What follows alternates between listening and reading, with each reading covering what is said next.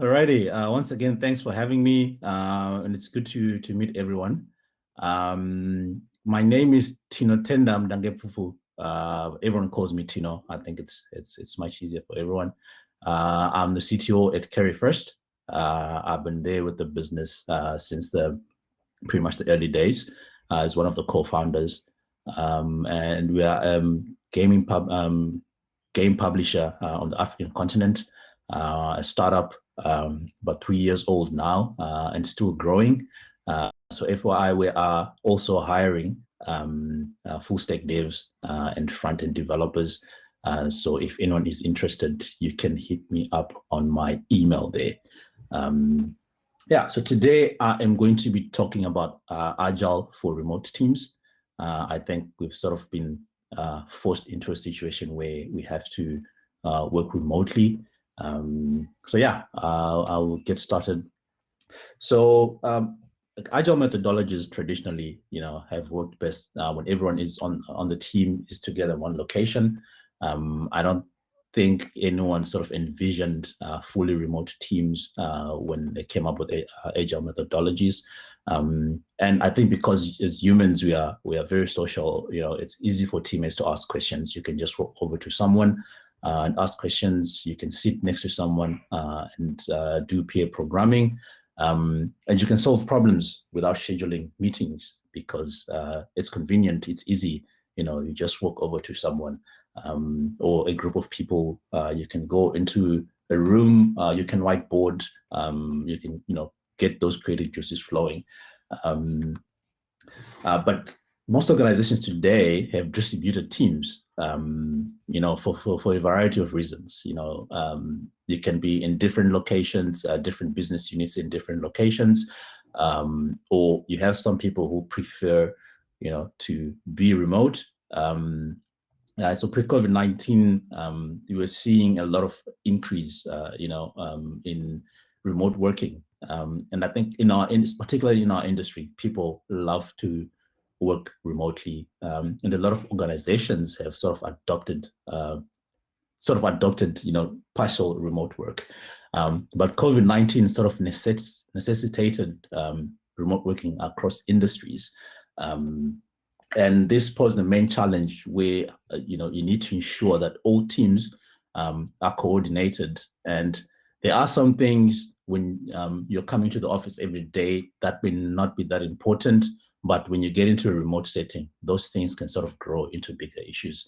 So you need a plan of action. You need to be able to ensure that, everyone adds value, everyone stays motivated, everyone stays inspired, and everyone feels like they're part of the team and they are important.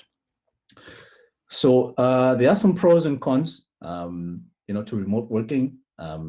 So pros, increase productivity. You have less work-related distractions. Flexible hours are very good. It saves time and money. And for someone like me who spent the first half of my career driving to the CBD from the West Coast, I hate traffic. I don't like to sit in traffic, and it also saves a lot of money on insurance and fuel. And for some people, it offers a better work-life balance. And then on the negative, less collaboration and communication gaps. And communication is a very important factor in any team dynamic. Sometimes it's difficult to stay motivated. And for some, it's difficult to establish a good work-life balance. Some people, sort of overwork. All they do is work. And then there's a lack of social integration as well. Although this one, I think it's currently because of the pandemic, but I think, as things get easier and easier, friends and family can also, help with that. Insufficient setup and equipment, it can pose a big challenge as well. If you have no dedicated workspace, that can be an issue. And there are some home distractions. Sometimes, you have to deal with kids, you have to deal with this and that. Those things are part of life, but they can affect remote working. So just want to talk to you about the way forward and just give examples and talk about what we have done at Carry First. We've been fully remote since March of last year, although before that we had a distributed team. We have most of our team in Cape Town, but we have another team in Nigeria, and then Eastern Europe, and Ukraine and Poland. So we sort of had an idea, how to get things working. But due to the pandemic, we sort of had to look at how to get things be as efficient as possible. So I'll talk through tools, communication, documentation, flexibility. Onboarding is important, a shared vision, having one-on-one check-ins, and having a healthy work-life balance.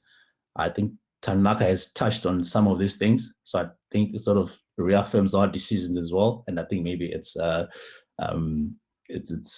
something that's happening in the industry, which is pointing us in the right direction. On tools, you need to leverage technology. So you need to find the right technology for your project management, for your communication, and ensure that you have a setup that works for the entire team, that's accommodating for the entire team. You need to provide your team with all the necessary tools for home. We have an issue of load shedding in South Africa. So, providing UPS devices, is a great example of, helping your team.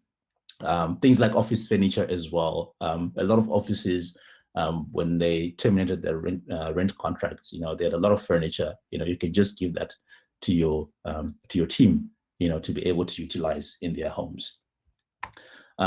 Communication is very important. I think it's one of the most important things that can make or break a team. If you don't have the right communication, you can have communication gaps, you can have misunderstandings, messages can get lost in translation. So you need to define communication etiquette. This could be the way you send emails, this could be how you do chats, this could be how you set up meetings and how you report back. You need to have sort of some rules around communication etiquette so that nothing gets lost in translation. You need to be present and converse when necessary, especially if you're in a leadership position. You need to be able to listen. You need to make yourself available almost at all times to your team. Although sometimes you have to manage that. So you can share your availability so that people know when you're there, people know when you're not there. Respond to chat messages. Back in the day in an office environment, you could just walk to someone and you'll get a response. But sometimes if you have like a very simple question and someone doesn't get back to you in 30 minutes, that conversation can go on for hours, whereas you could have had that discussion in a couple of minutes. And then provide a platform to contribute from everyone, because every opinion is valuable. So if you're in a meeting setting, you have a lot of people, give the platform for others to contribute. You can have extroverts and introverts in your team. So try and encourage those more quiet ones to also give their opinions, because those opinions could turn out to be very valuable. Ensure that communication reaches necessary audiences.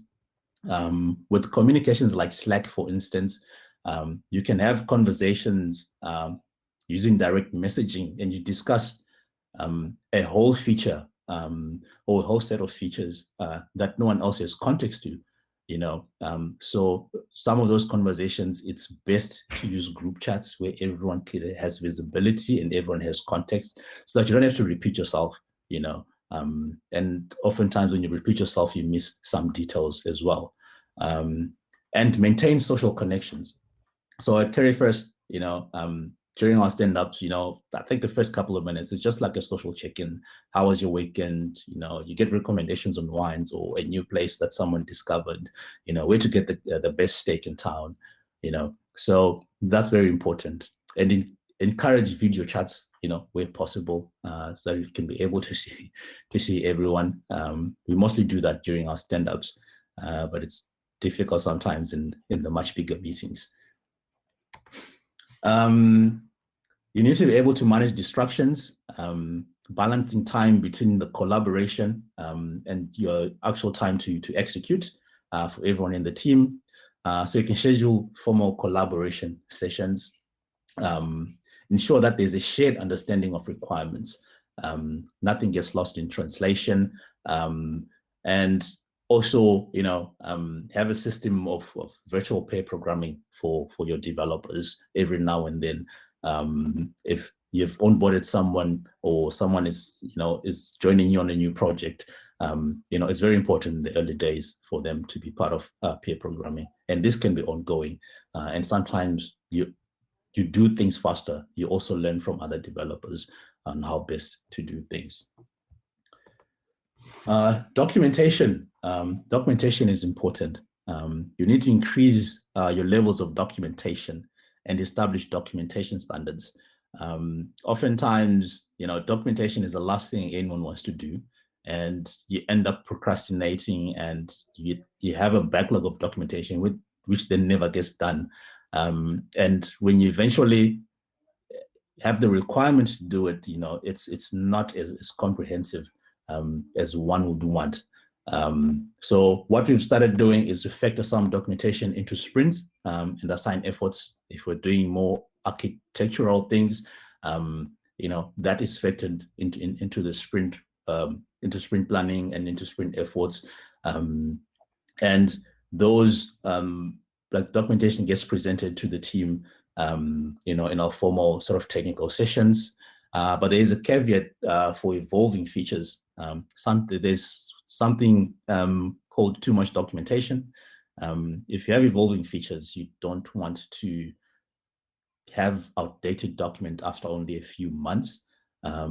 Things like diagrams as well, they tend to become outdated soon or a bit early. So those are things to sort of watch out for. But over time, if you stick to this, you will develop a cadence and you'll get to understand how much is enough context for documentation and what is superfluous, what you can leave out.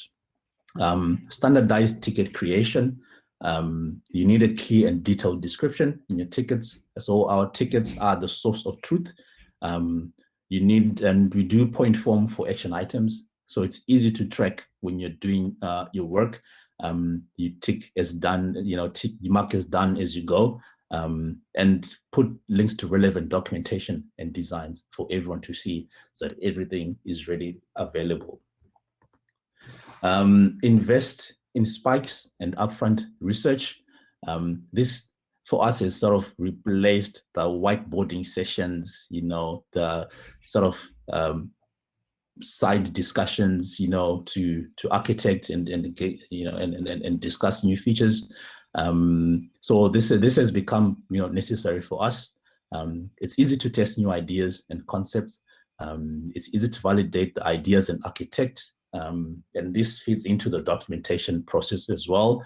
And then we report to the team in our formal sessions.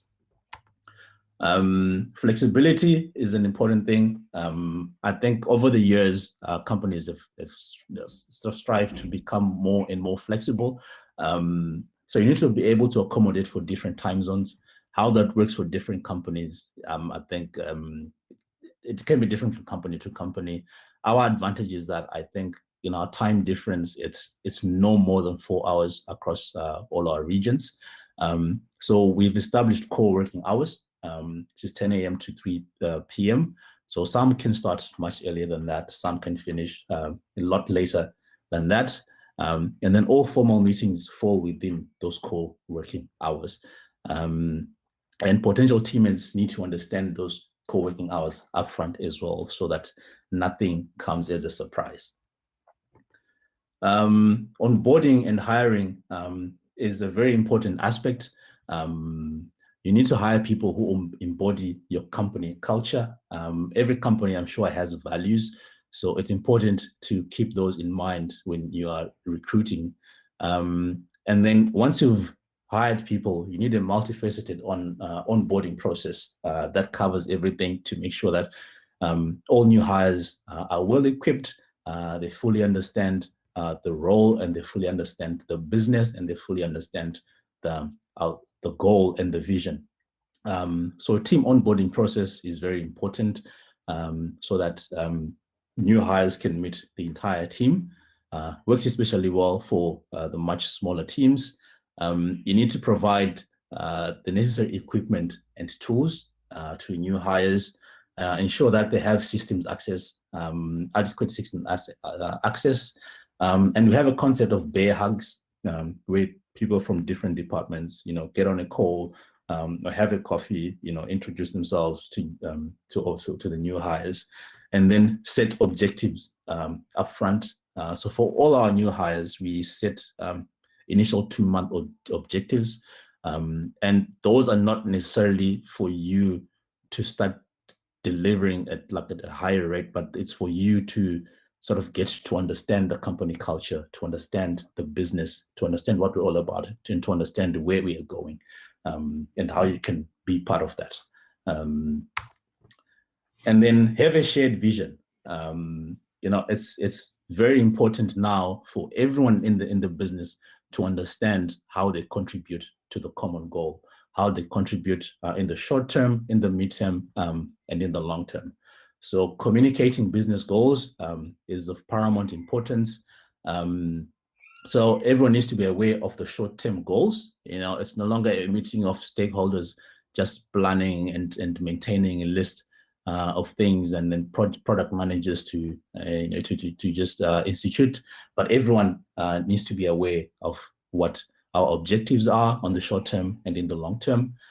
So we use objectives and key results that are visible and updated to the entire team on a weekly basis. And over and above that, individual team members have their own OKRs, and these are updated monthly, and they feed into the company OKRs and goals.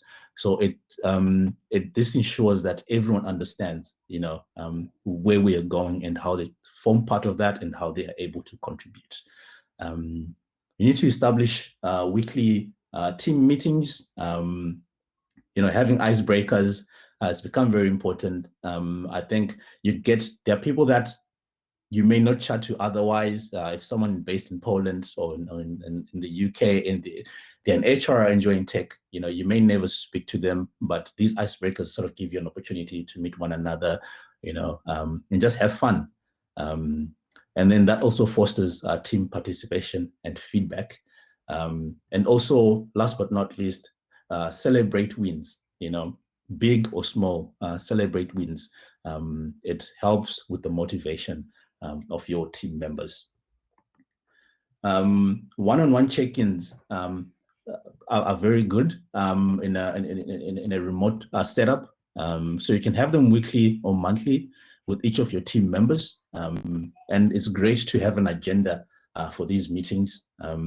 So discuss the successes and wins for the last week or for the last month. Any misses or areas of improvement, any blockers that they face, or any issues and challenges. And we utilize a start, stop, continue framework for the leadership to get feedback on how you can better provide support to your team. So you can talk about what I should start doing. You can say you should start delegating more, and stop trying to do everything, or stop micromanaging. And then you can say, you can continue giving us all the support. So this gives your team members the opportunity to give you feedback, and I think as a leader, we always strive, for continual learning and continual improvement. So, all feedback is welcome. And then where necessary, provide emotional support to your team. And then last but not least, promote a healthy work-life balance. We need everyone to be happy and healthy at the end of the day. And everyone should feel valued. Everyone should feel motivated. So I encourage everyone to take short breaks every now and then. It's a winter now, so it's difficult to go for a walk, but I sometimes do that. Just a 5-10 minute walk. Just if I'm stuck on something, or I don't spend more than an hour sitting on my desk. I need to get up, and just take a short break and utilize your leave days. Don't get burned out. We need you healthy and fresh. I think that's when you're most productive. So that's all from me. I don't know if you have any questions.